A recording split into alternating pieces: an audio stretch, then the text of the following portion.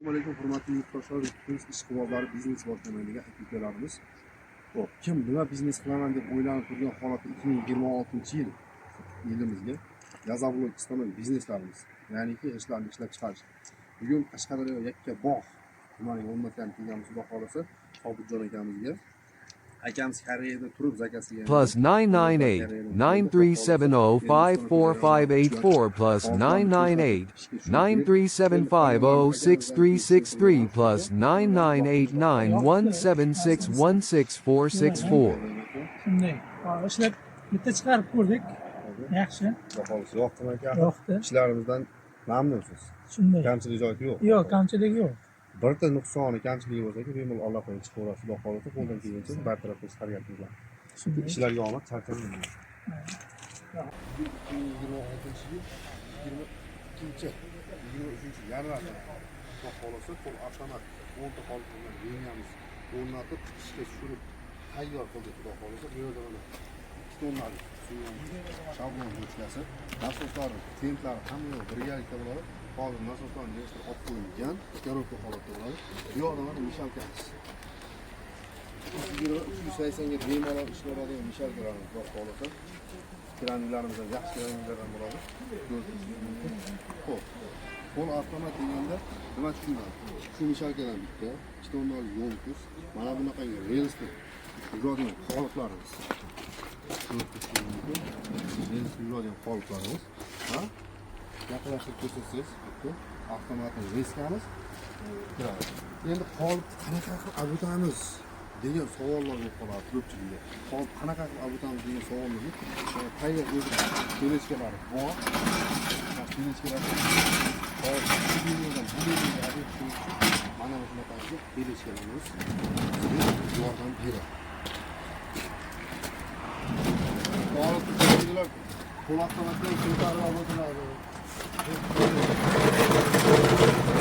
Hadi savollarga yechim bo'lishi uchun mana bunaqa qo'limiz bor. Qo'l shunaqa o'tkaziladi. Endi bu yerda hozir 2 tanaga bitta qolib qo'yib Qashqadaryo o'zidan chiqadigan qo'l semendan qo'ydik. Xudo xolasa ish chiqishlari yaxshi holatda, anchagina baland ham ishdi. Baland ishgan sababi Semiyalarimizni sovuqligini hisobiga ozgina ko'proq qo'shgan edik. O'shani hisobiga sal balandroq ishdi. Semiyani pasaytirsak, undan ham pastroq ish chiqadi. Avtomatik reskamiz. Bu bitta vallik avtomatik reskamiz. Ya'niki turbali. Ommalashib ketgan hozirgi holatdagi turbali reskamiz. Endi buni eng takomillashgan variantlari ham bor bu reskamiz. 4 valli deyiladi. Haqiqiy Altay Stroy Max bilan birga bir chiqadigan avtomatik reskalarimiz bor. 4 valli. Reskalarning ishlash holatlari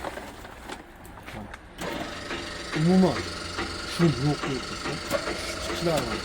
Boshqa kinokada boshqa turadi. Agarda buni yo'q, menga bitta odam boshqarish shart emas. Buni kinokadan bitta bosib qo'ymoqchi, bitta bosib qo'yish kerak. Bitta kinokada boshqalardan insonlarga ham qilib beramiz bunaqani. Narx-navosida umuman o'zgarish bo'lmaydi. Biz buni hisob odam boshqaradi deganimiz sababi mana bunaqangi troslar uzilish holatlari bo'ladi baribir.